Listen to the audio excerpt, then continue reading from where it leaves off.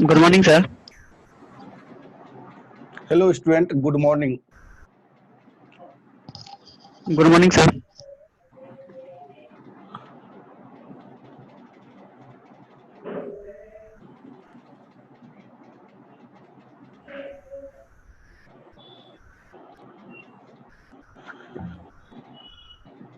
देखो जी, जैसा कि आप सबको मालूम ही होगा कि जूम ऐप जो है उसमें 100% वो सेफ्टी नहीं है, जिस कारण से जूम ऐप को धीरे धीरे सरकार भी बैन कर रहे हैं। सरकार भी बार बार में और बहुत सारे का प्रॉब्लम भी आया है कि सर जूम ऐप के थ्रू हम वर्क कर रहे, तो बहुत सारे टीचर का जो कि मैसेज दिए कि सर जूम ऐप पे हम काम कर रहे थे, हमारे अकाउंट से कुछ पैसे का ट्रांसफर हो गया। और रियली है कि जूम ऐप 100% सिक्योर है नहीं, सारे के सारे डाटा को सिक्योर नहीं कर पाता है, कुछ डाटा लीक हो जाता है इसमें। पहले भी हम बताए थे, पहले भी इसके बारे में जानकारी दी। देखो जी, जूम ऐप तो 100% कोई विकल्प है नहीं। पहले भी हम कहते कि देखो इसके लिए एक अल्टरनेट हम विकल्प लेके आ रहे हैं, और बीच में आपको जूम ऐप पे हम काम करना बंद कर दिए थे, ठीक है, क्योंकि इंफॉर्मेशन इस तरह का मिला। उसके बाद हम क्विकली वे में उसको स्टॉप किए और अपने जो वर्किंग करना है ऐप पे, उस ऐप पे आपका वीडियो रिकॉर्डिंग करना स्टार्ट किया।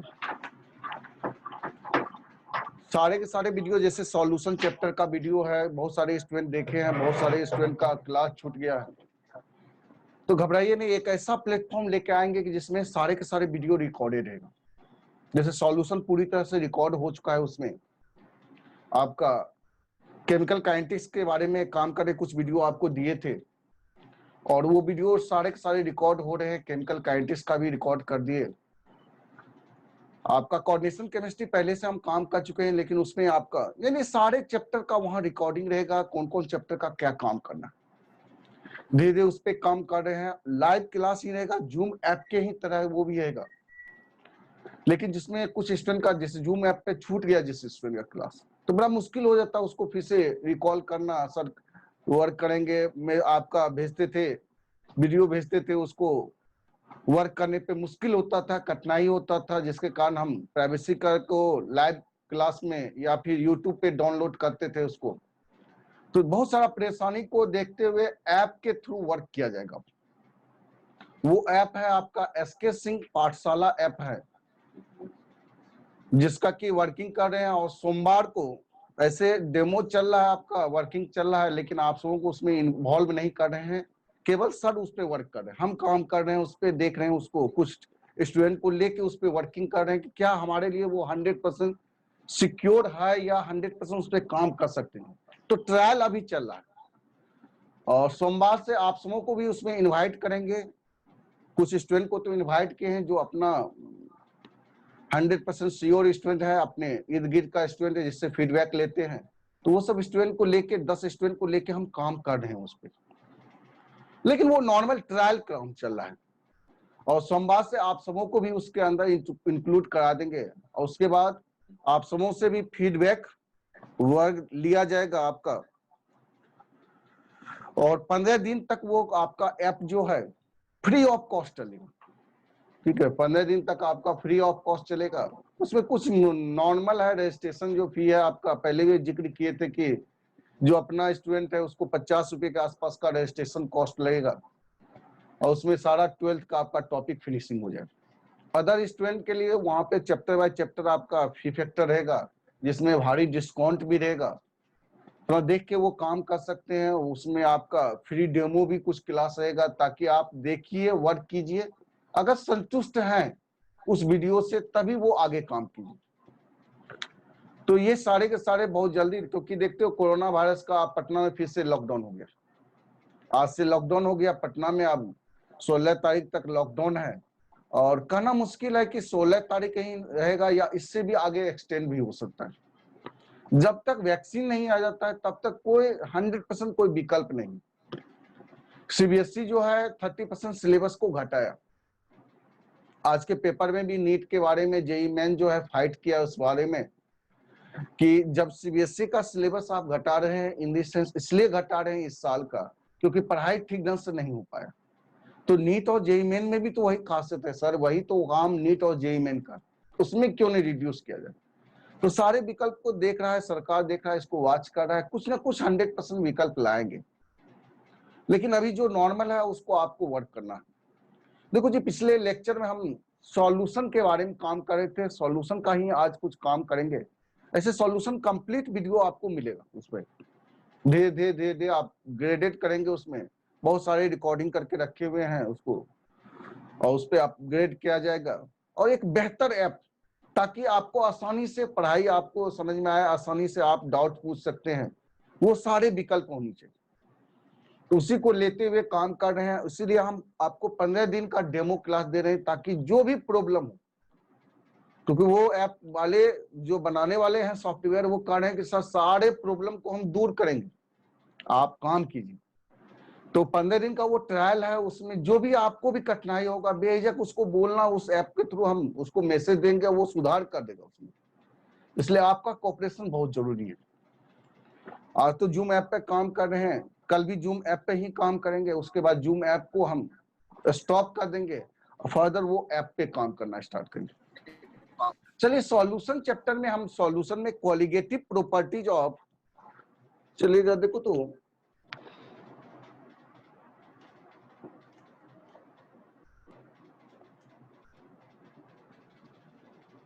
चल ठीक,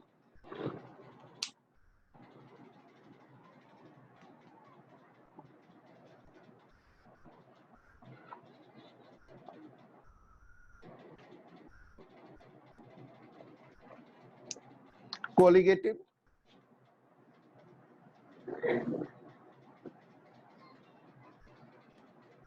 properties of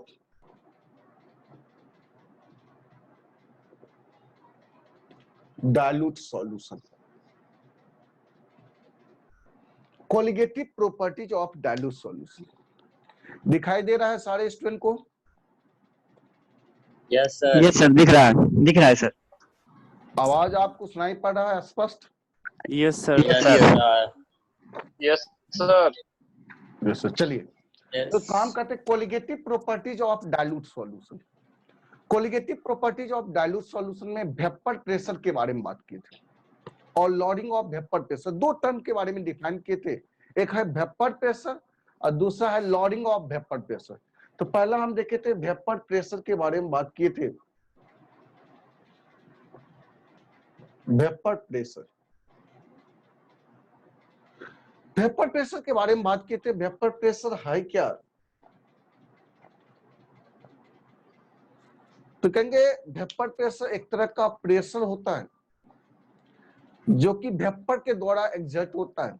जब किसी लिक्विड को हीटिंग करते हैं तो वो वेपर में कन्वर्ट होता है और उसके द्वारा जो कंटेनर के वॉल पे प्रेशर एग्जर्ट करता है, उसी प्रेशर को हम कहते हैं वेपर प्रेशर। कहते the pressure exerted by vapour of liquid at constant temperature is known as vapour pressure. Constant temperature पे वेपर ऑफ लिक्विड के द्वारा जो प्रेशर एग्जर्ट होता है, उसी प्रेशर को वेपर प्रेशर कहते हैं। वेपर प्रेशर कई फैक्टर पे डिपेंड करता है। पहला देखे थे nature of liquid. Nature of liquid कहने का मतलब वेपर प्रेशर इनवर्सली प्रोपोर्शनल होता है intermolecular force of attraction.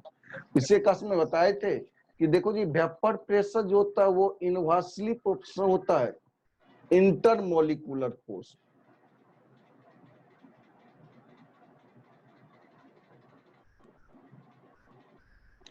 Intermolecular force के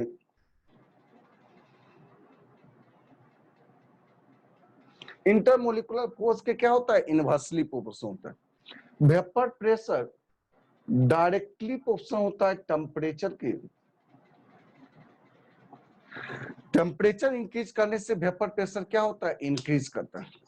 और नॉन वोलेटाइल सॉल्यूट को अगर ऐड करेंगे तो वेपर प्रेशर डिक्रीज करता है, क्योंकि इंटरमोलिकुलर फोर्स क्या होता है? इंक्रीज करता है।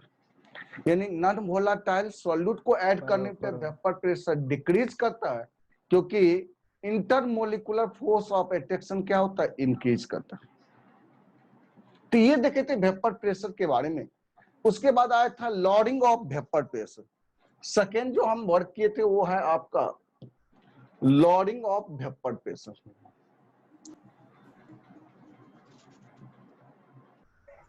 Loading of vapour pressure.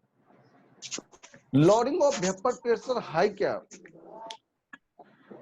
तो कहेंगे जब नॉन वोलेटाइल सॉल्यूट को ऐड करेंगे तो सॉल्यूशन का वेपर प्रेशर डिक्रीज करता है, और जितना से डिक्रीज करेगा उसी को हम कह देते हैं loading of vapour pressure. Non volatile solute को ऐड करने पे सॉल्यूशन का वेपर प्रेशर डिक्रीज करता है, और जितना से डिक्रीज करेगा उसी को हम कह देंगे loading of vapour pressure. Loading of vapour pressure को हम डेल्टा पी से इंडिकेट करते हैं। तब यहां से लॉडिंग ऑफ वेपर प्रेशर का फॉर्मूला दिए थे डेल्टा पी बराबर पी नॉट माइनस पी। ये हमारा लॉडिंग ऑफ वेपर प्रेशर है का फॉर्मूला है। यहां पे बताए थे delta P loading of vapour pressure है, और पी नोट जो है vapour pressure of pure liquid.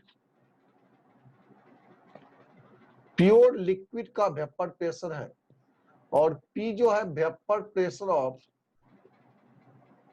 Solution. Solution का वेपर प्रेशर। और ये भी बताए थे कि ये तो कांस्टेंट होता है प्योर लिक्विड का वेपर प्रेशर। अगर टेम्परेचर कांस्टेंट है तो प्योर लिक्विड का वेपर प्रेशर क्या होगा? कांस्टेंट होगा। कहीं ना कहीं loading of vapour pressure of solution पे डिपेंड करता है।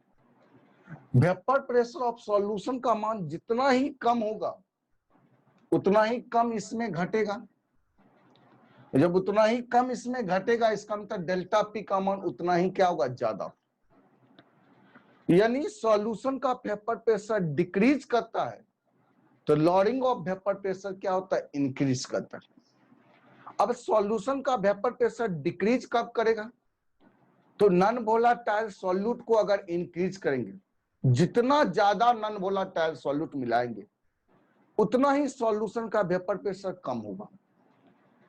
इसका मतलब नॉन वोलेटाइल सॉल्यूट को इंक्रीज करने पे सॉल्यूशन का वेपर प्रेशर डिक्रीज करता है, और सॉल्यूशन का वेपर प्रेशर डिक्रीज करेगा तो लॉडिंग ऑफ वेपर प्रेशर क्या होगा? इंक्रीज करेगा। तो कहीं कहीं loading of vapour pressure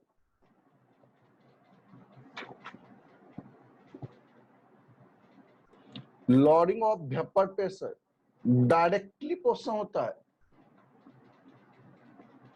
amount of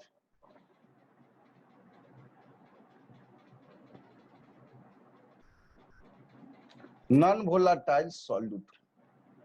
non volatile solute के अमाउंट के क्या होता है? डायरेक्टली प्रोपोर्शनल होता है लॉडिंग ऑफ वेपर प्रेशर। तो पिछले क्लास में यहां तक हम काम किए थे, इतना ही लेक्चर के बारे में वर्क किए थे।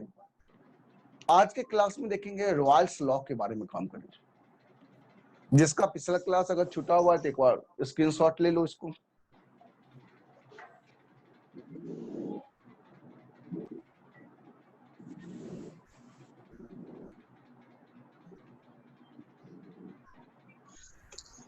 हो गया सर? हाँ, कुछ पूछना है तो पूछिए।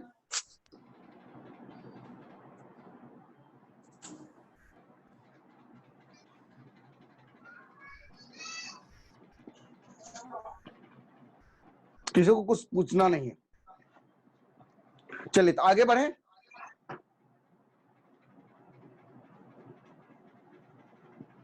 Yes sir. चल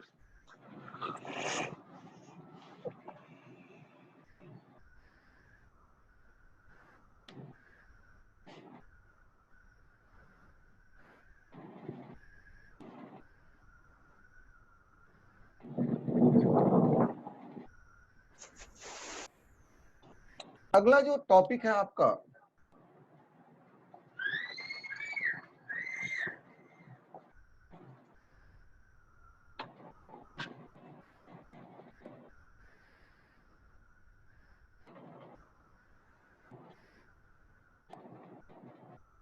रॉयल्स लॉ फॉर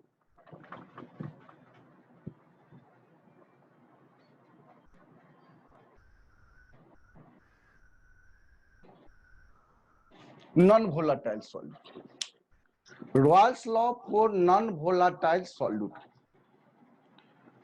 जब लॉडिंग ऑफ वेपर प्रेशर के बारे में जिक्र किया कि वेपर प्रेशर डिक्रीज करता है सॉल्यूशन का, नॉन वोलाटाइल सॉल्यूट को ऐड करेंगे। तो उसी पे रॉयल साहब ने स्टेटमेंट दिया था, क्योंकि सॉल्यूशन में अगर कहा जाए वेपर प्रेशर के बारे में सबसे ज्यादा अगर काम किया था कोई, तो वो है रॉयल्स लॉ। लंबा चौड़ा इस पे काम किया था रॉयल्स लॉ। वेपर प्रेशर ही नहीं, बॉइलिंग पॉइंट और फ्रीजिंग पॉइंट पे के बारे में भी काम किए थे रॉयल साहब ने। रॉयल साहब का कहना था क्या कि अगर टेम्परेचर कांस्टेंट है, टेम्परेचर अगर कांस्टेंट है, तो ये जो लॉडिंग ऑफ वेपर प्रेशर होता है वो डायरेक्टली प्रोपोर्शनल होता है mole fraction of non volatile solute. अगर टेम्परेचर कांस्टेंट है, टेम्परेचर को कांस्टेंट करेंगे क्योंकि वेपर प्रेशर कहीं कहीं टेम्परेचर पे डिपेंड करता है। टेम्परेचर अगर कांस्टेंट है तो loading of vapour pressure directly proportional होता है mole fraction of non volatile solute. इसका मतलब loading of vapour pressure directly proportional होता है mole fraction of non volatile solute के। समझ में आ गया रॉयल्स लॉ का स्टेटमेंट? ये स्टेटमेंट फर्स्ट दिए थे। स्टेटमेंट फर्स्ट दिए थे कि अगर टेम्परेचर कांस्टेंट है तो loading of vapour pressure directly proportional होता है mole fraction of non volatile solute को। चलिए तो इसी को लिख लेते हैं, statement first.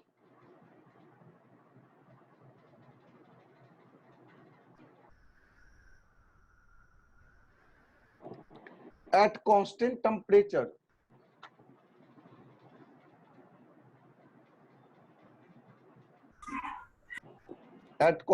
temperature the lowering of vapor pressure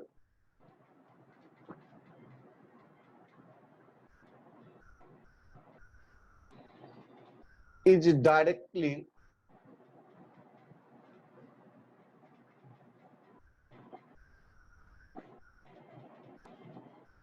proportional to the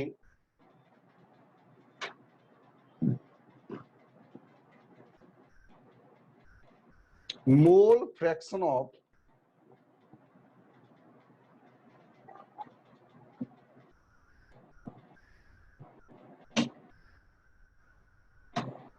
non-volatile solute। अगर टेम्परेचर कांस्टेंट है तो loading of vapour pressure directly proportional होता है किसका? मोल fraction of non volatile solute. यानी स्टेटमेंट यही कह रहा है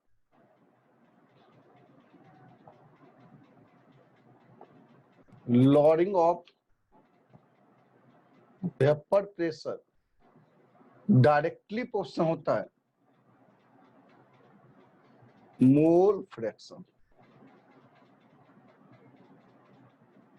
loading of vapour pressure directly proportional किसका होता है? Mole fraction. बस इसी को तो ध्यान रखना, यही आपका रॉयल्स लॉ का स्टेटमेंट है। चलिए इसी बात को देखो तो फॉर्मूला अगर देखते हैं रॉयल्स लॉ का,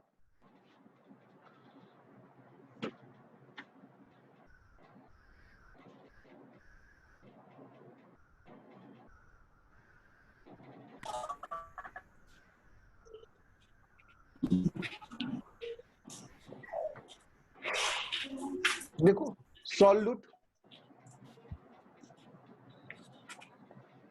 प्लस सॉल्वेंट आपस में यहां से कंबाइन करके सॉल्यूशन बनाए। सॉल्यूट और सॉल्वेंट मिला आपस में, यहां से क्या बना दिया? सॉल्यूशन बनाए। चलिए सॉल्यूट हमारा नॉन वोलाटाइल,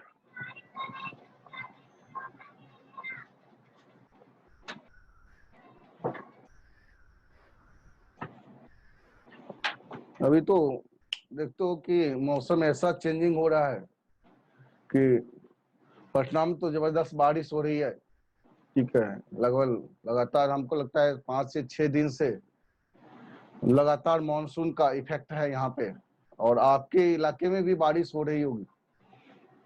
और बारिश होने के बाद जो है नेटवर्क में थोड़ा सा फ्लक्चुएशन होने लगता है आपका। चलिए, आप सबों को आवाज सुनाई पड़ रहा है और दिखाई दे रहा है आपको video? Yes sir. Yes yes sir. Sir. हाँ, तो सॉल्यूट नॉन वोलाटाइल है जबकि सॉल्वेंट हमारा वोलाटाइल है।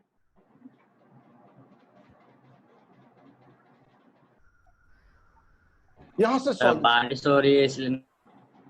सॉल्यूट नॉन वोलाटाइल है, सॉल्वेंट हमारा वोलाटाइल है, यहां से सॉल्यूशन बना।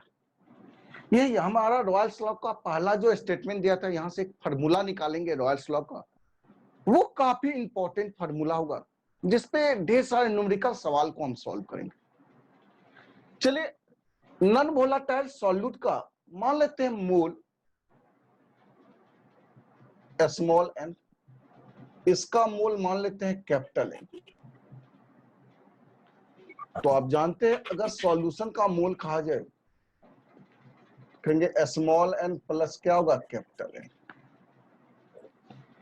नॉन वोलाटाइल सॉल्यूट, इसका वेपर प्रेशर, क्योंकि नॉन वोलाटाइल सॉल्यूट तो वेपोराइज होगा नहीं, भाई वैसा सब्सटेंस जो वेपर में कन्वर्ट नहीं होता है उसको कहते हैं नॉन वोलाटाइल सब्सटेंस।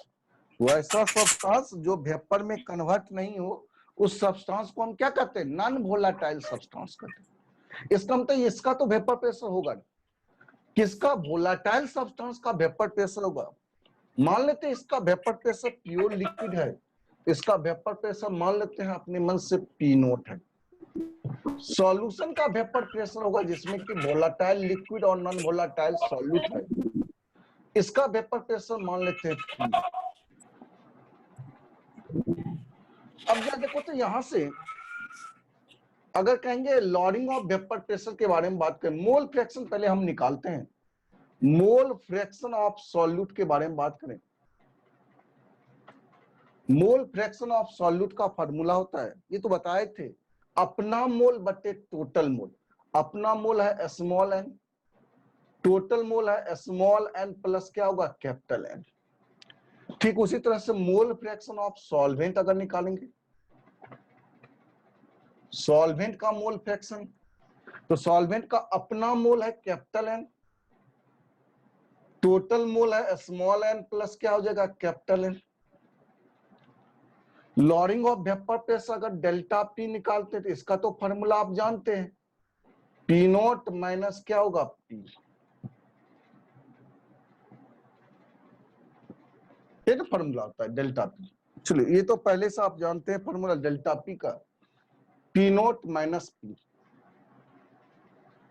हमको निकालना है रॉयल्स लॉ का फॉर्मूला क्या होगा नॉन वोलाटाइल सॉल्यूट के लिए। चलिए यहां से कहेंगे from Royals law,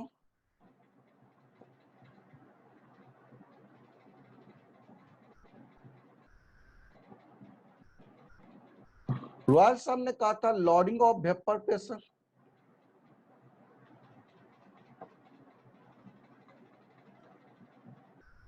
directly proportional होता मोल फ्रैक्शन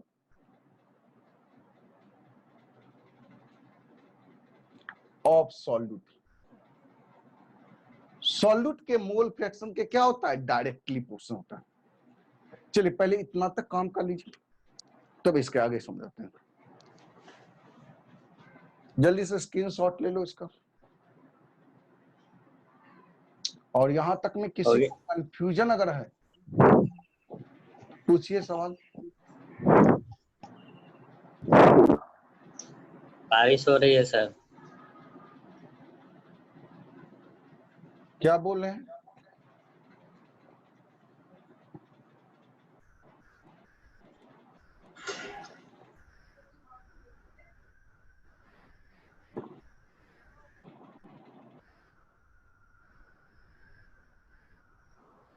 हो गया सर। हो गया सर। हो गया। यस ये सर। हो गया सर, हो गया सर। आदित्य सिंह, आप हमारी आवाज सुन रहे हैं?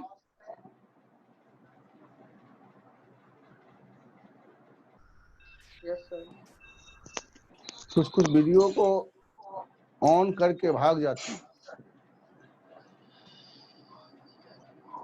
आए आदित्य सिंह,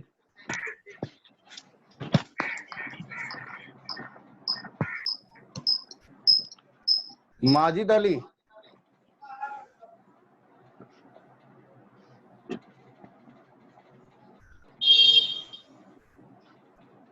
चलिए बहुत सारे स्टूडेंट हैं। हाँ चलो, तो समझ में आया? कहीं कोई प्रॉब्लम भी है किसी को इसमें? No sir. आगे बढ़े। सर है। हाँ बोलिए,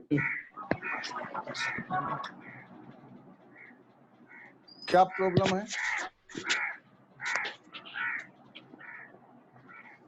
आवाज नहीं आ रही है, एक बार फिर से रिपीट करो।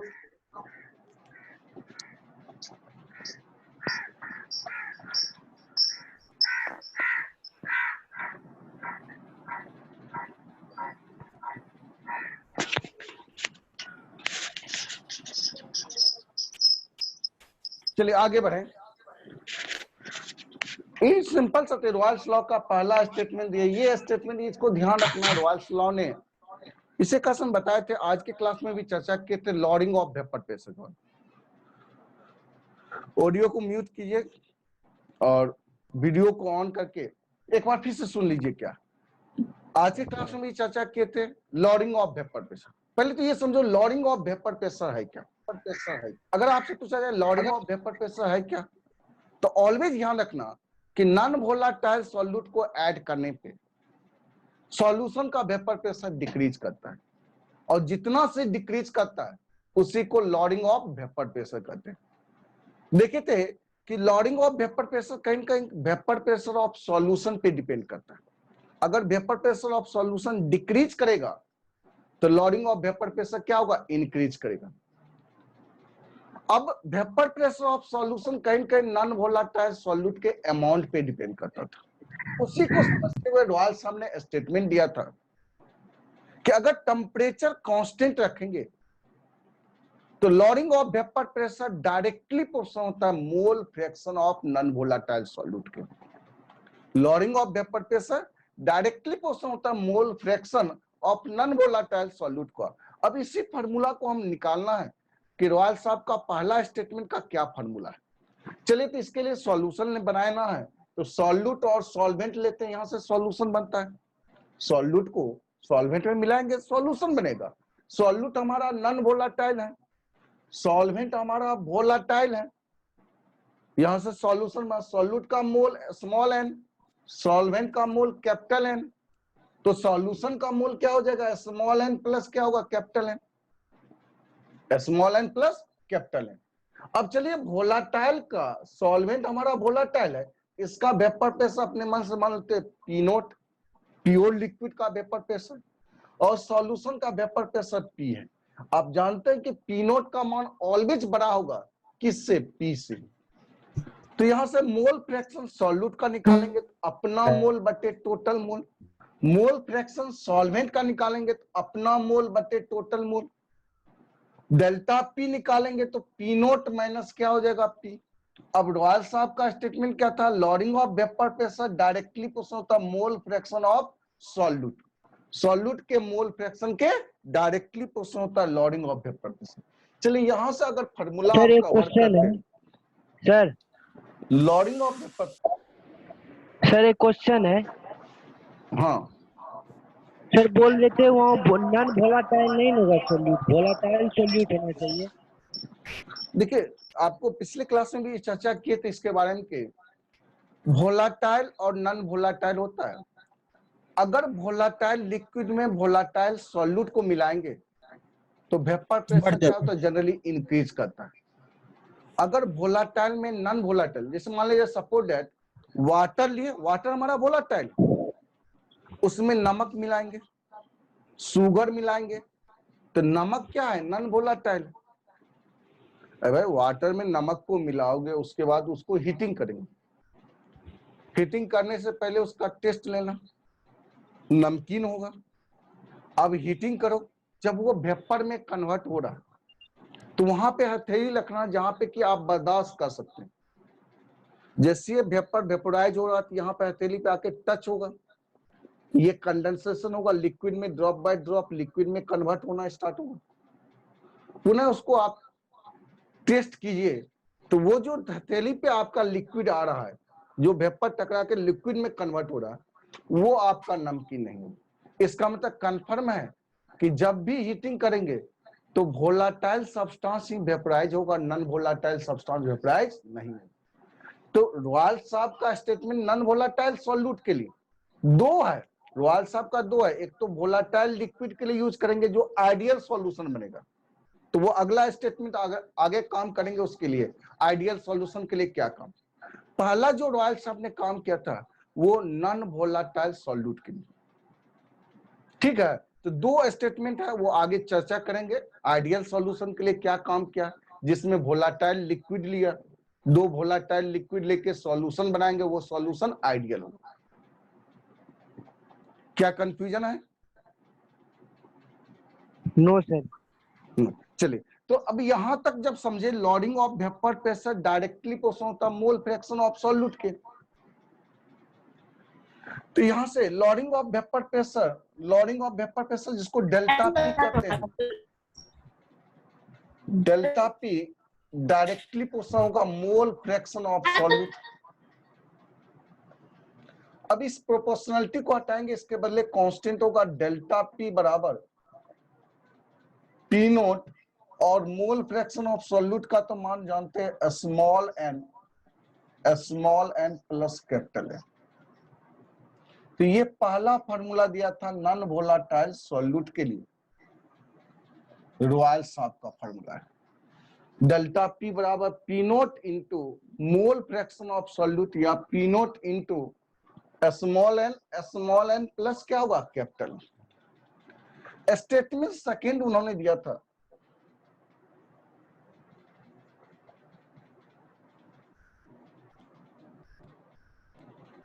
सेकेंड स्टेटमेंट रॉयल साहब का सेकेंड स्टेटमेंट क्या कहता है कि अगर टेम्परेचर कांस्टेंट है तो relative lowering of vapour pressure is equal to mole fraction of non volatile solute. Relative lowering of vapour pressure बराबर होता है mole fraction of non volatile solute के। इससे पहले क्या दिया था, lowering of vapour pressure directly पोषण होता मोल फ्रैक्शन ऑफ सॉल्यूट के। सेकेंड स्टेटमेंट का दिया लॉडिंग ऑफ वेपर प्रेशर दिया relative lowering of vapour pressure is equal to mole fraction of non volatile solute. चलिए इस स्टेटमेंट को लिखते हैं, उसके बाद इसको हम डिराइव भी करेंगे कैसे काम किया है। ऑडियो को म्यूट करो और वीडियो ऑन रखिए। अगर पढ़ाई करना है या गपबाजी करना है तब तो उसका कोई विकल्प ही नहीं, आप तो स्वतंत्र हैं। ऑनलाइन क्लास में तो यही तो सबसे बड़ी खासियत है कि आपको जो जबरदस्ती वर्क नहीं कर सकते। ऑफलाइन क्लास में होता है थोड़ा प्रेशर दे के भी आपको क्लासरूम में अगर आए हैं तो टारगेट यही रहता है कुछ न कुछ सिखा के भेजेंगे, ये टेंडेंसी रहता है। लेकिन ऑनलाइन क्लास में तो ये टेंडेंसी है नहीं, आपका इच्छा है, जो सीखने की टेंडेंसी रखेगा उसको हम सिखा सकते हैं, जो सीखने की टेंडेंसी नहीं है उसको प्रेशर देके भी आप सिखा नहीं सकते। ठीक है भी, कितना दिन आपको प्रेशर दिया जाए, 9-10 तक ही प्रेशर का एक शोभनीय होता है, उसके बाद स्टैंडर्ड स्टूडेंट होते हैं, 11-12 हो गए, आपको खुद समझदारी हो गया कि क्या काम करना।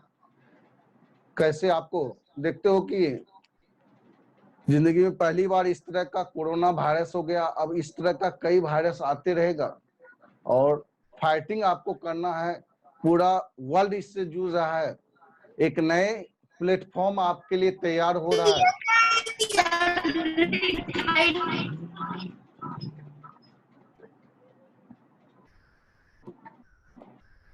डिस्टर्ब हो रहा है सर, डिस्टर्ब हो रहा है सर,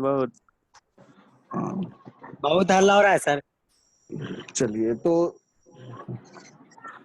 ऑडियो को म्यूट करो।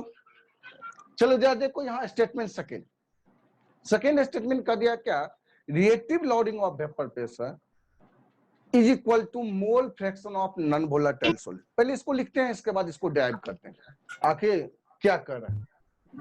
कहेंगे eight constant temperature,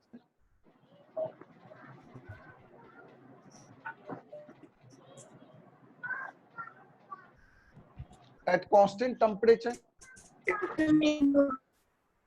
the relative lowering of vapor pressure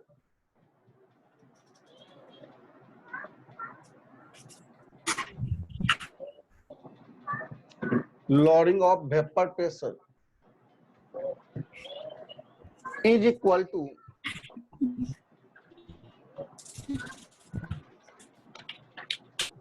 mole fraction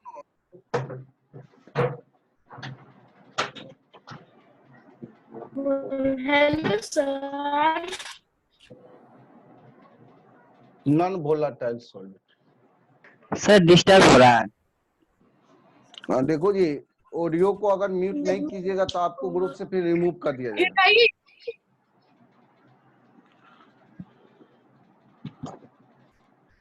और वैसे स्टूडेंट जो ऑडियो को आप म्यूट नहीं कीजिएगा उस स्टूडेंट को उसको हटा दीजिए सर।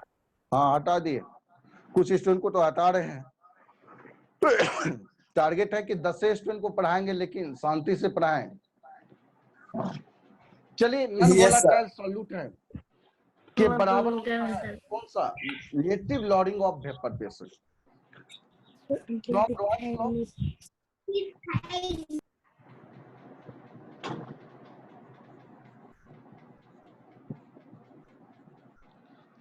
रॉयल साहब ने ये फार्मूला दिया था। चलिए इस फार्मूला को कहाँ लिखते हैं,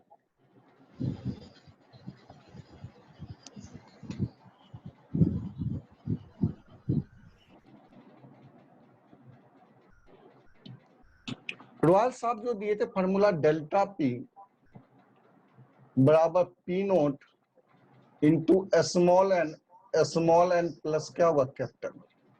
इसको इधर ले जाते हैं, डेल्टा पी बटे पी नोट बराबर, ये तो मोल फ्रैक्शन ऑफ सॉल्यूट है, यानी मोल फ्रैक्शन ऑफ सॉल्यूट।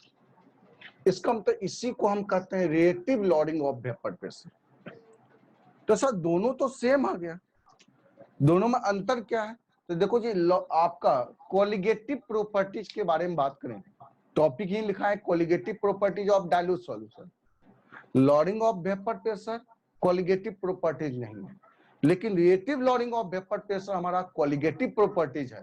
इसलिए आगे चल के कहा कि नहीं कोलिगेटिव प्रॉपर्टीज के बारे में बात करें, colligative properties of solution chapter पढ़ रहे हैं, इसलिए स्टेटमेंट को थोड़ा सुधार किया। उन्होंने कहा relative lowering of vapour pressure is equal to क्या होता, mole fraction of non volatile solute. तो ये हमारा delta P by P naught, इसी को कहते हैं relative lowering of vapour pressure. Screenshot ले लो, फिर से ज्वाइन करो।